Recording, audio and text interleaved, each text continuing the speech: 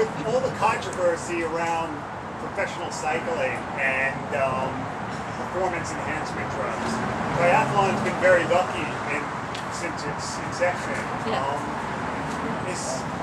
From your point of view as a professional, how is triathlon as a sport handling the integrity of this sport? And is there a risk? Are you seeing a risk about performance drugs and stuff like that entering the sport?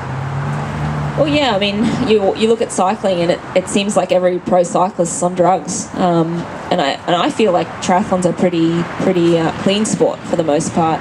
I think there are always going to be cheats, and we've seen athletes go positive. I think it's great that the Ironman brought in the drug testing program, and I think that will help scare off a few people. But what it sounds like is that the people that have the money can get past anyone. And right now, the good thing about triathlon and the bad thing is that we don't make that much money. We don't have massive $1 million endorsements and doctors on our beck and call that can. So I mean, I think it's a blessing, but it's also like, okay, it'd be nice to make a little more money, but if that means that there's going to be a lot of drug cheats, then I keep the money. Like I think our sport's amazing that there are not that many. Well, there's rarely a triathlete that will go positive, or rarely a suspicious triathlete out there. So yeah, I mean it's always a hot topic. People like to talk about it a lot, and I may be naive, but I feel like most of the athletes we're racing against are clean. I mean, I've won an Ironman world title, and I know what I take, and it's real food and rest, and I have a good program and a good coach. So yeah, I mean, I just have to hope that I can beat the cheats, and I think I can. I mean, generally the cheats will come in, they'll win a couple of races, and then they'll get injured because their bodies can't handle what the drugs are making them do. And I mean, yeah, I don't know.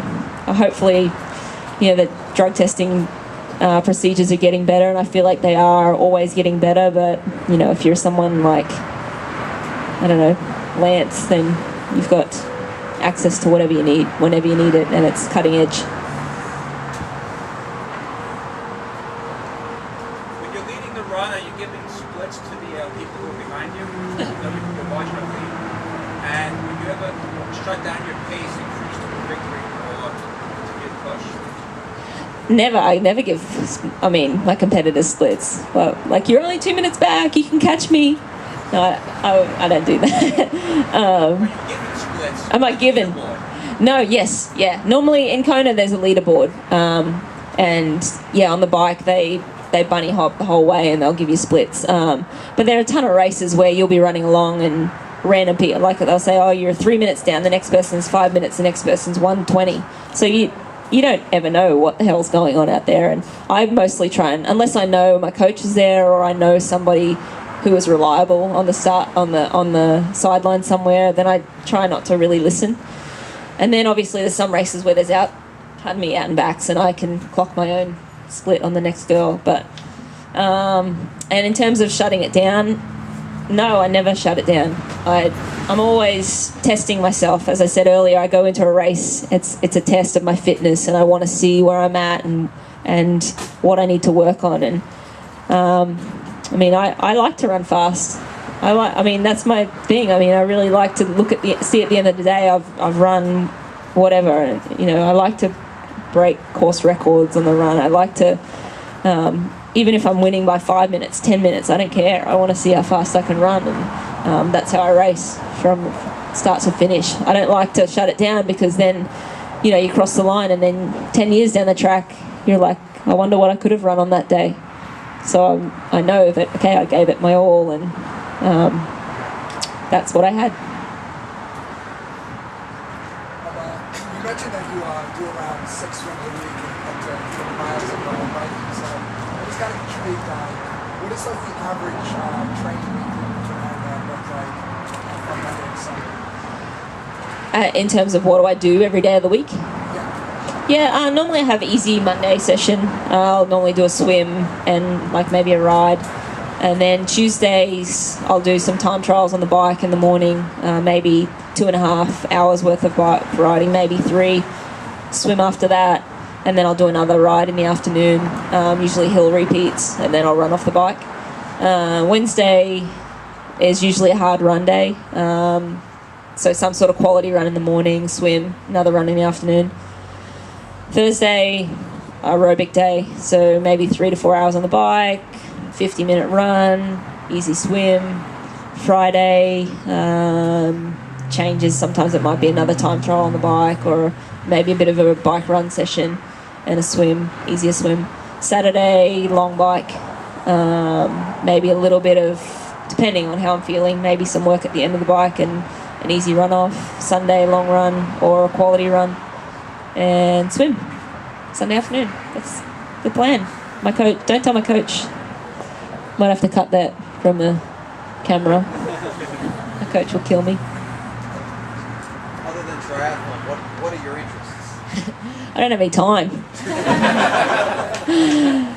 I eat and sleep and watch movies, spend time with my boyfriend. Interests. I mean, I don't know. I love the sport. I'm a fan of the sport. My interests, I love watching basketball. I'm loving the playoffs right now, although my teams aren't in the finals, so that kind of sucks. Yeah, I mean, I like watching other sports, and I just like hanging out with my friends, movies, dinners. We do a lot of, in Boulder, we have a pretty good group of friends that live there, and we always get together for barbecues and dinners out and stuff like that. So, yeah, I mean, I don't really have any interests other than triathlon. It's a bit sad. Do you see yourself staying involved in the sport once you finish as professional? Yeah, absolutely. I think that in some way, whether I'm working with a sponsor or maybe doing a little bit of coaching, I don't know if I have the personality for coaching. But yeah, I mean, as I said, I'm a fan of the sport. I love the sport. I think I've got, I can give back, and yeah, maybe I'll just have to have some babies though and disappear off the face of the earth. I don't know, ask me in 5 or 6 or 7 or 10 years when I retire. We'll do 1 or 2 more questions, then we'll do raffles, and then go to like autographs. Have you thought about doing just a marathon, like Rio Marathon or Boston, something like that? I get asked that a lot. Have I thought about doing a standalone marathon? And the answer is no. I'm not a runner. I'm a triathlete. I mean, if I did something like that, I would want to do it properly. You know, you may have gathered that I don't do anything half-hearted. And maybe when I'm retired from triathlon, yeah, it'd be cool to see how fast I can run standalone. But you know, I'd need to lose a bit of muscle off my butt and thighs. Those runners are super skinny and super light, and I wouldn't want to just go out there and try and run against them in this state. I'd want to properly put in the miles and do the proper training and then see how I could run. But yeah, it'd be interesting to see maybe later after I'm finished with triathlon.